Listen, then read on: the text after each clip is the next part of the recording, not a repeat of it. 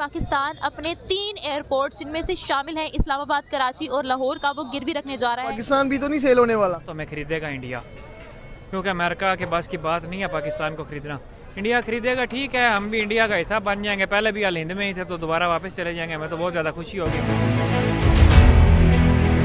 दोस्तों, अभी हाल ही में ये खबर सामने आई थी कि पाकिस्तान की सरकार मुल्क के हालातों को ठीक करने के लिए अमेरिका में स्थित अपने दूतावास को बेच रही है, ताकि पाकिस्तान के हालातों को ठीक किया जा सके। लेकिन दूतावास को बेचने का सिलसिला अभी थमा ही नहीं। इधर पाकिस्तान की सरकार ने अपने एयरपोर्ट को बेचने के लिए लाइन में लगा दिया है। जी हाँ, पाकिस्तान अपने 3 एयरपोर्ट को बेचने जा रहा है, जिससे अब दुनिया के कई देश पाकिस्तानी एयरपोर्ट को खरीदने के लिए आगे आए हैं। लेकिन बड़ी बात यह है कि जिस प्रकार अमेरिका में स्थित पाकिस्तानी दूतावास को खरीदने के लिए भारत और इजराइल ने सबसे ज़्यादा बोली लगाई, ठीक वैसे ही ये कहा जा रहा है कि पाकिस्तानी एयरपोर्ट को खरीदने के लिए भारत ने ज़्यादा दिलचस्पी दिखाई है और भारत ही इन तीनों एयरपोर्ट को खरीद सकता है। इन्हीं सब बातों को लेकर पाकिस्तानी मीडिया से लेकर पाकिस्तानी अवाम काफ़ी ज़्यादा परेशान है। यहाँ तक कि ये कहा जाने लगा है कि आने वाले समय में पाकिस्तान पूरी तरह से भारत के हाथों बिक जाएगा और पाकिस्तान को भारत ही संभालेगा।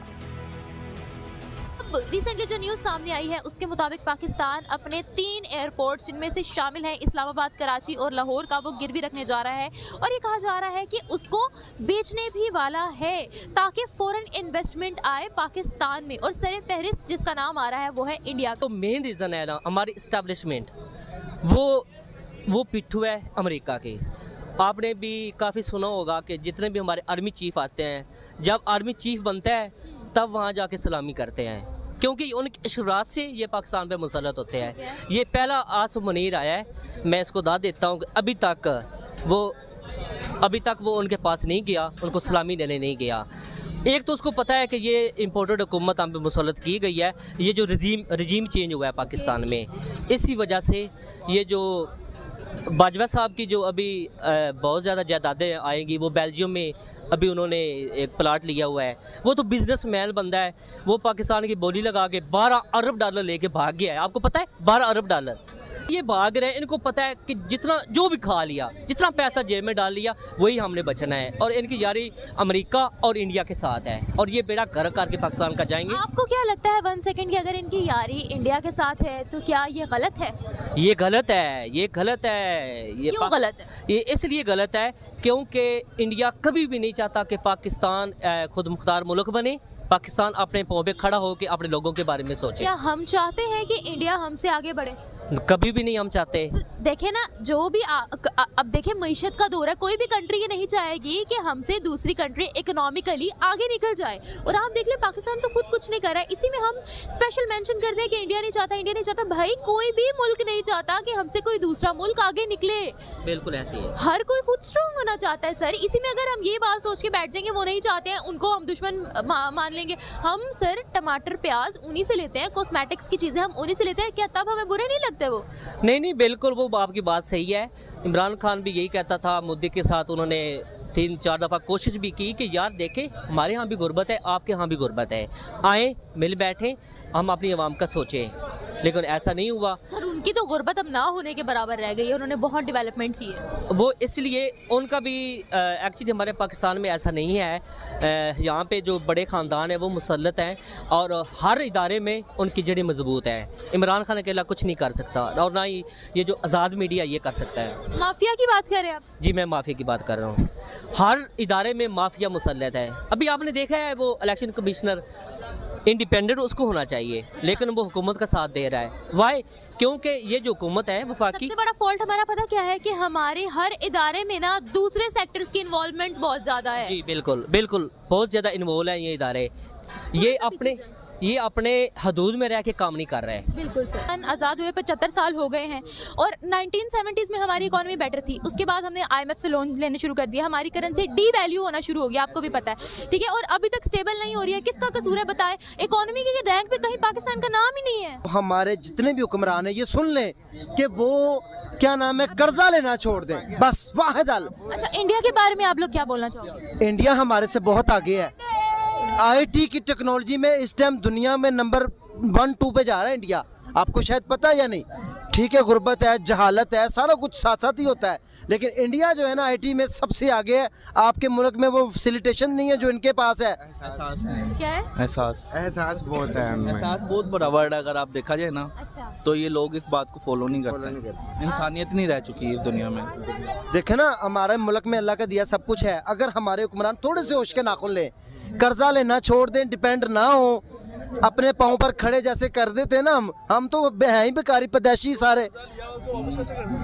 क्या वो पूछ रहे हैं जो कर्जा लिया वो वापस कैसे करेंगे? तो पॉलिसी बनानी पड़ती आप भी। है। आज आप बता दें, आप बता। आगे- मैं बता देता हूँ, इसका जवाब ये है कि पॉलिसी बनानी पड़ती है।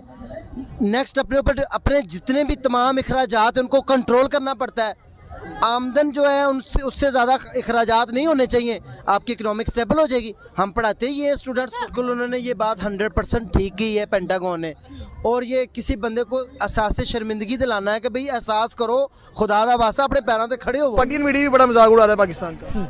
ये हमारे अपने करतूत हैं जब सामने आ रहे हैं। उन लोग दिवालिया के करीब है, वहाँ जो एम्प्लॉयज़ हैं उनको तनख्वाह देने के पैसे नहीं है इनके पास, उनकी गिरवी रखा दी इन लोगों ने, ठीक है। तो अब ये इसका पता नहीं इस मुल्क का क्या बनेगा, यकीन का मुझे समझ नहीं आ रही बिल्कुल क्या होगा इस मुल्क का। हाय यार, पता नहीं ये लोग क्या करेंगे हमारे साथ। ये पिछले 75 साल से इन्होंने दीमक की तरह मुल्क को चाड़ लिया है, खा गए हैं, अंदर से ही खोखला कर दिया है। अब इनके पास सैलरियाँ देने के पैसे नहीं हैं, वो होटल सफारत खाना सेल करके सैलरियाँ देंगे, अगले माह फिर नहीं पैसे होंगे। यार पता नहीं ये लोग कब पाकिस्तान की जान छोड़ेंगे, ये तो अजाब बन के नाजिल हुए हैं हम पे यार।